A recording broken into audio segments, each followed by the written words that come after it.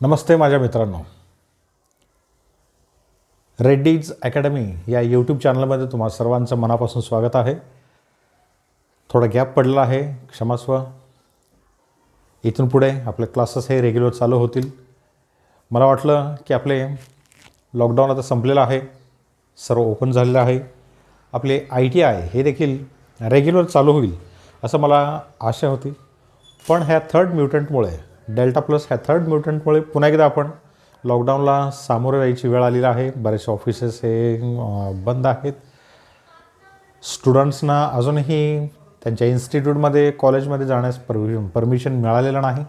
पण जोपर्यंत तुम्ही घरी आहात तोपर्यंत हे जे ऑनलाईनचं जे काही ट्रेनिंग आहे, जे काही शिक्षण आहे ते टू बी कंटिन्यूड. ओके. पुढचे जे काही आदेश किंवा जे काही ऑर्डर्स येतील तोपर्यंत आपण ह्याच प्रकारे आपण कंटिन्यू करूयात. आज आपण सिम्पल मशीन्स ह्याच्यामधलं लिव्हर, ज्याला मराठीमध्ये तरफ असं म्हणतात, ते आपण पाहूया. लिव्हर, ज्याला मराठीमध्ये तरफ असे म्हणतात. हा लेसन छोटा आहे पण अतिशय महत्त्वाचा आहे. ह्या पार्टकडे आपण पाहूया. सिम्पल मशीन ह्यामधला हा पार्ट आहे. Simple machines. आता ह्या सिम्पल मशीन्समध्ये कोणकोणते मशीन्स येतात हे आपण पाहिलेलं आहे. त्यातला हा पहिला प्रकार आहे तरफ किंवा लिव्हर. तरफ किंवा ह्याला लिव्हर असं म्हणतात. दुसरं simple axle and wheel. Third screw jack, inclined planes, pulley blocks, ज्यांना चेन ब्लॉक्स असं आपण म्हणतो. हे असे सर्व जे आहेत ते सिम्पल मशीन्समध्ये येतात. साधं तुम्ही स्क्रू ड्रायव्हर जरी वापरलात, स्क्रू फिट करण्यासाठी, ते देखील सिम्पल मशीन आहे. ओके. साधं मशीन. हे सिम्पल मशीन्सचा उपयोग काय आहे तुम्हाला सांगितलेलं आहे किंवा आपण शिकलोत की कमीत कमी प्रयासाने जास्तीत जास्त वजन उचलता यावे. With using a simple and less effort we can lift a huge amount of load. The device which is used for this that is known as a simple machine. असं त्याचं डेफिनेशन आहे, अशी त्याची व्याख्या आहे. ओके. आता ह्यामध्ये पहिला जो आहे तो लिव्हर, हे आपण पाहूया. आता लिव्हर म्हणजे काय? लिव्हर म्हणजे मराठीमध्ये त्याचं डेफिनेशन साध्या भाषेत एका वाक्यात त्याचं डेफिनेशन लिहिलेलं आहे की सरळ आणि न वाकणाऱ्या दांड्याला, सरळ आणि न वाकणाऱ्या दांड्याला.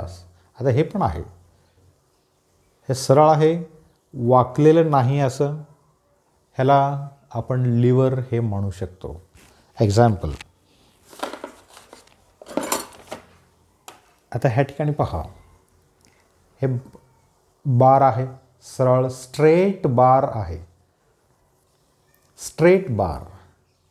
A straight, rigid, strong bar that is known as a simple lever. It is also a simple machine. Okay. हे साधं यंत्र आहे आणि ह्या साध्या यंत्रातलं पहिलं प्रकार. साधा आहे अतिशय. स्ट्रेट बार आहे, हे वाकत नाही, बेंड नाही कुठे, स्ट्रेट आहे.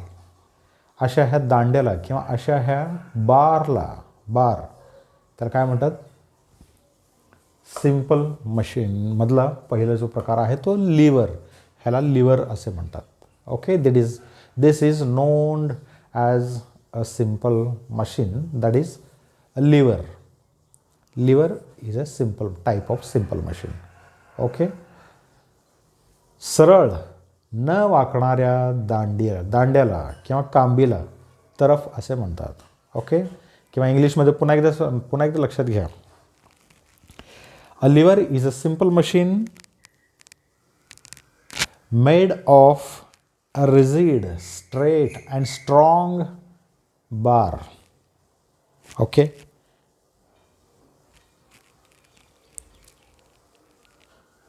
A lever, पुन्हा एकदा पहा, मी तुम्हाला वाचूनच दाखवत आहे. A lever is a simple machine made of a rigid straight bar किंवा ह्याला बीम असं देखील म्हणतात. Straight bar or beam and fulcrum. आता फल्क्रम म्हणजे काय? आता मी इथे पकडलेलं आहे पहा. जिथे मी टेकू लावलेलं आहे, जिथे आधार लावलेलं आहे, त्याला फल्क्रम असे म्हणतात. ह्याला 2 टोक असतात, इकडचं एक टोक आणि इकडचं एक टोक, आणि मध्ये मी आधार लावलेला आहे, त्याला फल्क्रम असे म्हणतात, त्याला आधार असे म्हणतात. हे झालं तरफ. This is what can you say? This is a lever. ठीक आहे. आता पहा, ह्याचं एक प्रिन्सिपल आहे किंवा ह्याचा एक सिद्धांत आहे. त्याला तरफेचा सिद्धांत किंवा द प्रिन्सिपल ऑफ लिव्हर असे म्हणतात. आता पहा, मी ह्या ठिकाणी एक ड्रॉइंग काढून दाखवतो. तरफ म्हणजे काय हे समजलेलं आहे. एक सरळ स्ट्रेट बार किंवा बीम एवढंच आहे त्याचं. न वाकणारं, स्ट्रेट आणि स्ट्रॉंग, रिजिड असतं. ओके, न वाकणार. आता पहा, आपण बऱ्याच ठिकाणी कामं हे चालू असतात. काम करत असताना समजा खड्डे खणायचे तर आपल्याला खड्डे खणत असताना मोठमोठे खडक त्या ऑन द वे येतात. मग अशा वेळेस ते बाजूला काढावे लागतात. ठीक आहे. आता हे क्रेन्स वगैरे आलेले आहेत. ओके, आपण क्रेन्स बोलवतो किंवा बुलडोजर बोलवतो किंवा अजून काय वाटेल ते मशीन्स आपण बोलवतो. पण पूर्वी तसं नव्हतं आहे. पहार ज्याला आपण म्हणतो, हो की नाही, पहार, मोठं एक लोखंडी पहार असते. ओके, दिसायला हे सेम असंच असतं. ते पण वाकत नाही. मग समजा ह्या ठिकाणी एक मोठा असा खडक आला, त्याला बाजूला सरकवायचं आहे. मग आपण तिथे मोठं मशीन आपण तिथे आणत नाही लगेच. तिथे सिम्पल आपण ह्या लिव्हरचा उपयोग करतो. काय लिव्हर म्हणजे काय? आताच मी तुम्हाला सांगितलं. लिव्हर म्हणजे ह्या प्रकारचं स्ट्रेट, रिजिड आणि स्ट्रॉंग एक बीम असतं किंवा बार असतं. ह्याला मराठीमध्ये पहार असं म्हणतात. इंग्लिशमध्ये त्याला क्रो बार असं म्हणतात. पहार इथं लिहितो मी, पहार किंवा क्रो बार.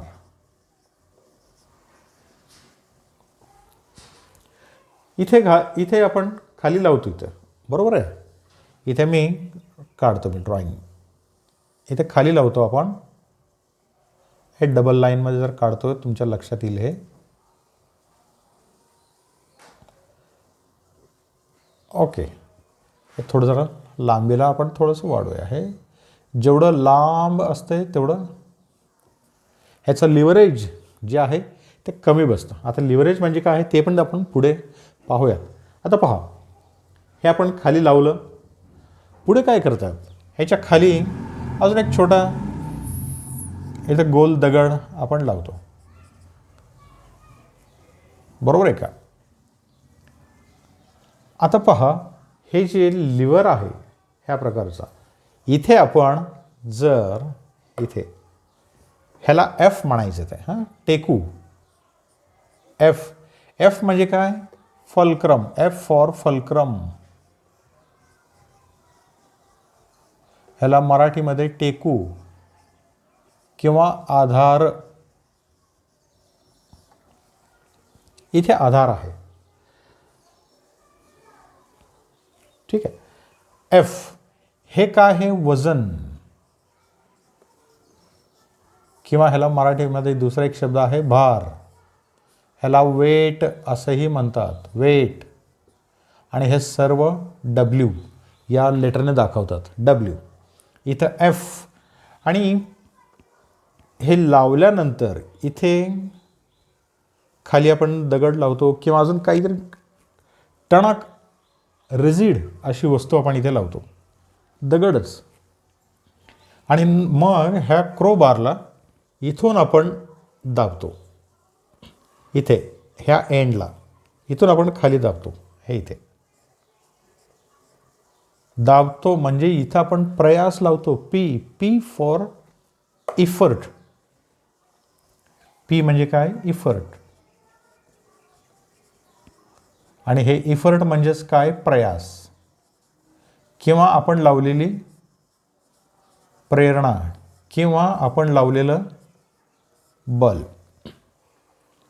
आता पहा इथे ह्या एंडला आपण प्रयास लावतो, पी पी म्हणजे प्रयास, प्रेरणा किंवा बल. आपण लावलेलं बल इथे ह्या एंडला, हे आपण जे लावतो बल ते ह्या वजनाच्या मानाने कमी असतं की जास्त असतं? नक्कीच कमी असणार आहे. हे पी ह्या वजनापेक्षा नक्कीच कमी असतं, म्हणजे प्रयास. ओके, इथे कमी प्रयासाने जास्त वजन उचलण्यासाठी जे मदत करतं त्याला सिंपल मशीन म्हणतात. आणि ह्या सिंपल मशीनमधला पहिला प्रकार आहे हा तरफ, लिव्हर. सिंपल का आहे, हे पहार आहे किंवा ह्याला इंग्लिशमध्ये क्रोबार म्हणतात. आणि ह्यामध्ये 3 घटक असतात, एक पी पॉईंट, दुसरं डब्ल्यू पॉईंट आणि थर्ड एफ पॉईंट. एफ म्हणजे फल्क्रम, ज्याला आपण टेकू म्हटलेलं आहे. डब्ल्यू म्हणजे दुसऱ्या एंडला वजन असतं. ठीक आहे, थोडंसं जरा नीट काढतो मी, तुम्हाला अजून नीट लक्षात येईल. ओके, हां, ठीक आहे. दुसऱ्या एंडला काय आहे, वजन आहे, मोठं वजन आहे, मोठं खडक आहे, दगड आहे. आणि ह्या इकडच्या एंडला पी आहे, पी एफ आणि हे डब्ल्यू. इथं पी आणि डब्ल्यू पहा, ह्या बारला इथे आपण, इथे एफ आहे. ओके, इथे एफ आहे. इथे आपण खाली दाबला, हे वर आलं. पुन्हा एकदा पहा, नीट थोडंसं पहा. सिंपल, हे जर तुमच्या लक्षात आलं, हे इथं एफ आहे, इथं एफ दिलेलं आहे. इथं ह्या एंडला पी, आम्ही प्रयास दाबलं इथं,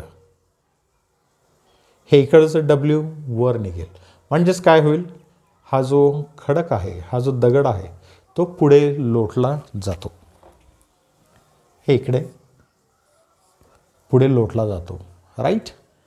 हे अशा प्रकारे कमीत कमी प्रयासाने जास्तीत जास्त वजन उचलता येणे किंवा सरकवणे, ह्याच्यासाठी लिव्हर किंवा मराठीमध्ये त्याला तरफ हे वापरतात, त्याचा उपयोग होतो.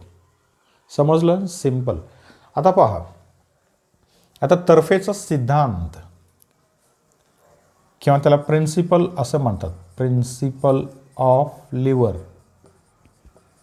आता हे तरफेचा सिद्धांत म्हणजे काय, आताच मी तुम्हाला सांगितलं की कमीत कमी प्रयासाने जास्तीत जास्त वजन उचलताना किंवा उचलण्यासाठी जे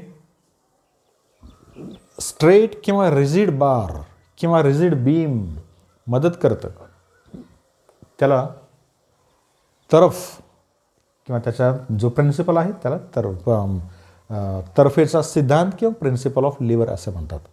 कमी प्रयासाने जास्तीत जास्त वजन उचलणे किंवा सरकवणे किंवा शिफ्ट करणे हे आहे. पहा इकडे, आता हे एफ, आता हे जे आहे प्रिन्सिपल ऑफ लिव्हर, हे मोमेंट्स किंवा ज्याला मराठीमध्ये भ्रमण प्रवृत्तींच्या त्याच्यावरती कार्य करतं. भ्रमण प्रवृत्ती, आता भ्रमण प्रवृत्ती म्हणजे काय, हा एफ पॉईंट आहे.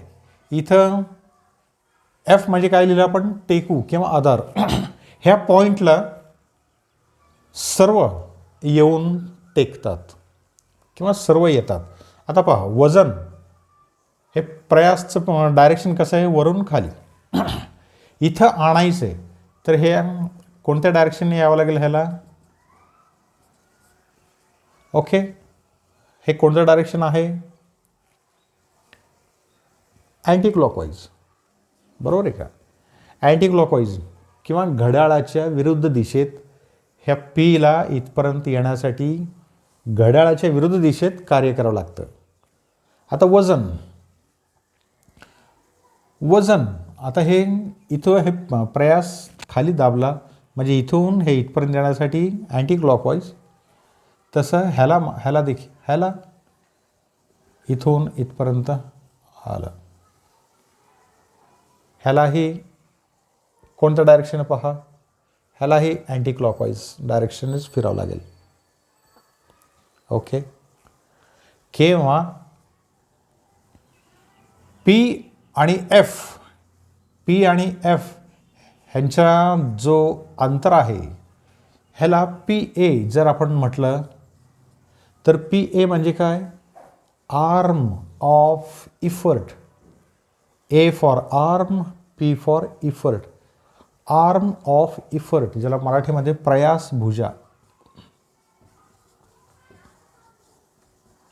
म्हटलं जातं. आणि हे डब्ल्यू आणि एफ ह्या दोन्हींच्या मधलं अंतर इथं हे W A, arm of load किंवा लोड आर्म असंही म्हणतात, किंवा त्याला वजन भुजा,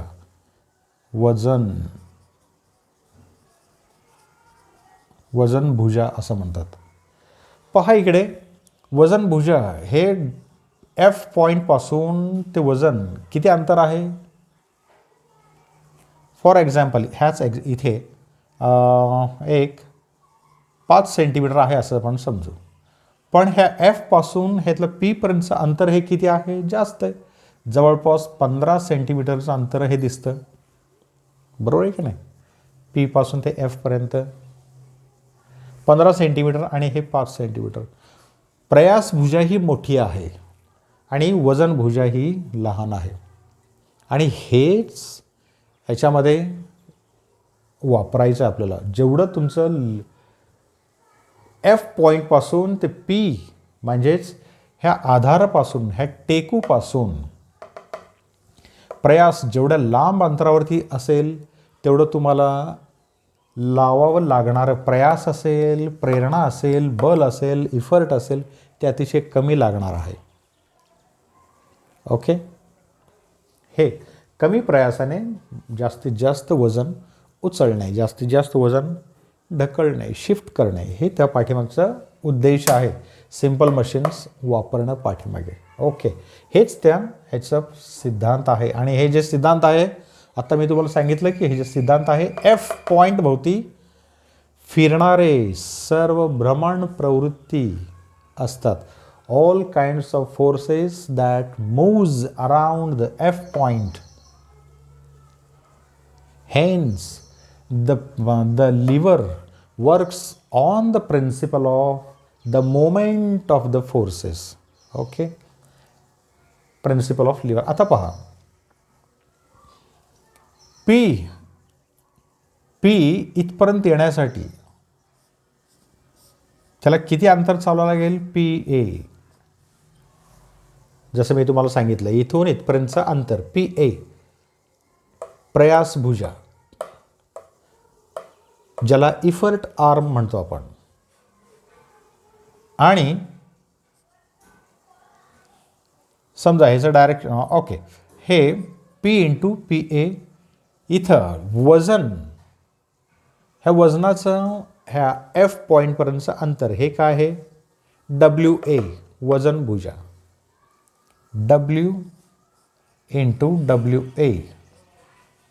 डब्ल्यू म्हणजे वजन आणि डब्ल्यू ए म्हणजे वजन भुजा ज्याला आपण लोड आर्म असं म्हणतो. आर्म भुजा, बाहू, बाजू.